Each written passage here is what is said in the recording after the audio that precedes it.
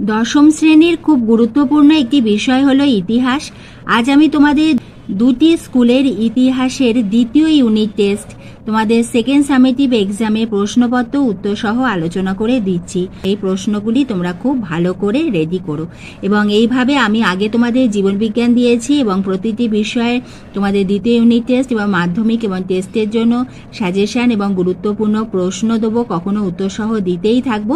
তোমরা লক্ষ্য রেখো এবং তুমি চ্যানেলে নতুন হলে চ্যানেলটি সাবস্ক্রাইবের সঙ্গে বেল আইকনটা প্রেস করে দিয়ে স্টাডি ফর এডুকেশনের বন্ধু হয়ে যেও। এই ভিডিও ডেসক্রিপশন বক্সে তোমাদের মাধ্যমিকের জন্য প্রতিটি বিষয়ে তোমাদের যে সাজেশন পরপর দেখতে পাবে। কারোর যদি বুঝতে অসুবিধা হয় বা খুঁজে না পাও আমাকে কমেন্ট বক্সে লিখে জানাও, আমি তোমাদের সেই ভিডিওর লিঙ্কটা দিয়ে দেব। আমরা প্রথমে দেখে নিই যে এমসিকিউ এর উত্তরগুলি। একের দাগে সঠিক উত্তরটি নির্বাচন করে বাক্যটি লেখো। 1.1 বঙ্গভাষা প্রকাশিকা সভা কবে গড়ে ওঠে? এখানে 4টি অপশান আছে। সঠিক উত্তর হলো 1836 খ্রিস্টাব্দে। ইতিহাসে আমাদের অনেকগুলি সাল আছে, তারিখ আছে। তোমরা কি করবে, একটা খাতা করবে, সেই খাতাতে বঙ্গভাষা প্রকাশিকা সভা সেই সালটা লিখলে বা কোনো বিষয়ে যদি তার তারিখ থাকে সেইটা লিখলে, ভার্নাকুলার প্রেস অ্যাক্ট, এইভাবে তোমাদের প্রত্যেকটি অধ্যায় ভিত্তিক যে তোমাদের সালগুলি রয়েছে পরপর লিখে রাখবে, কারণ ইতিহাসের সাল খুবই গুরুত্বপূর্ণ। দুয়েরটি হলো ভার্নাকুলার প্রেস অ্যাক্ট পাশ হয় 1878 খ্রিস্টাব্দে। AITUC এর প্রথম সভাপতি হলেন লালা লাজপত রায়। গীতা রহস্য গ্রন্থটির রচয়িতা বাল গঙ্গাধর তিলক। দীপালি সংঘ প্রতিষ্ঠা করেন লীলা নাগ রায়। দুয়ের দাগেতে প্রশ্নমান একে প্রশ্ন রয়েছে, দেখে নাও। প্রথমটি, মহারানী ভিক্টোরিয়া কবে এবং কোন আইন দ্বারা ভারতের শাসনভার নিজ হাতে গ্রহণ করেন? খুব গুরুত্বপূর্ণ প্রত্যেকটা প্রশ্ন দেখে নাও। কোনো প্রশ্ন অসুবিধা হলে অতি অবশ্যই আমাকে কমেন্ট বক্সে লিখে জানালে আমি তার উত্তর তোমাদের দিয়ে দেব, কারণ প্রত্যেকটা উত্তর এই ভিডিওতে দিলে ভিডিওটি অনেক বড় হয়ে যাবে।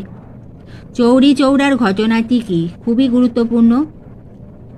মহারানী ঘোষণাপত্র তোমাদের মাধ্যমিক এরিয়ারে খুবই ইম্পর্টেন্ট।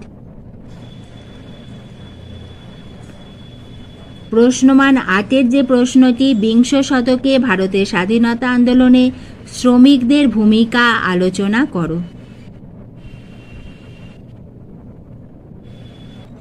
এবার আমরা আরেকটি স্কুলে 2019-এর সেকেন্ড সামেটিভ এক্সাম দ্বিতীয় ইউনিট টেস্টে প্রশ্নপত্র দেখে নিই উত্তর সহ।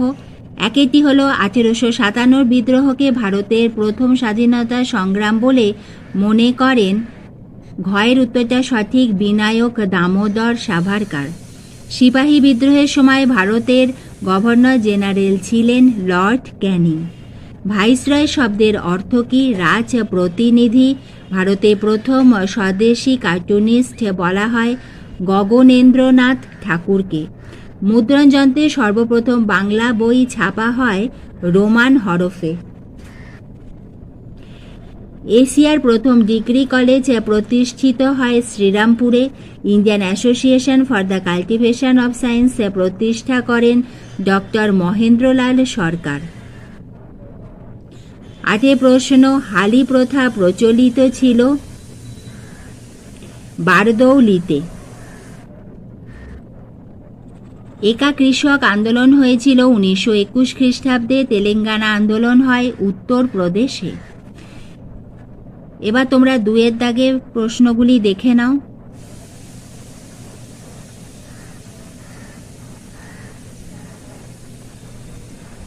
সত্য মিথ্যা।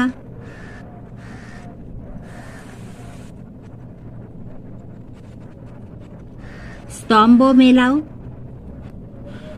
1905 খ্রিস্টাব্দে বঙ্গভঙ্গ আন্দোলন। 1920 খ্রিস্টাব্দে অসহযোগ আন্দোলন।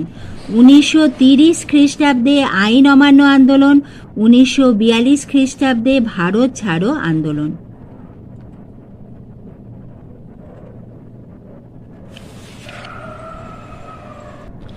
এবার তোমরা প্রশ্নমান 2 এর প্রশ্নগুলি দেখে নাও।